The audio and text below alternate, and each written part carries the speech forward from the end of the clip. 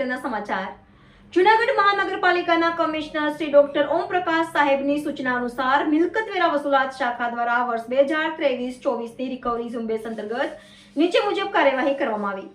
ઘણા લાંબા સમયથી બાકી રહેલી વાળી 8 મિલકતોને સીલ કરેલ છે તથા 31 લાખની વસૂલાત આવેલ છે.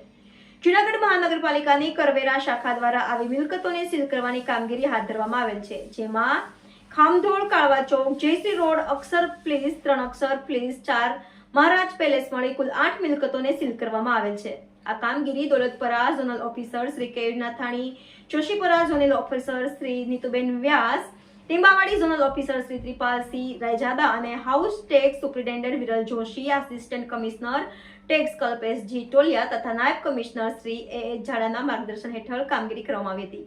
હાલ સીલિંગ અને રિકવરીની કામગીરી ચાલુ રહેશે. Reporter Girish Chorwada, NN news, Junagadh.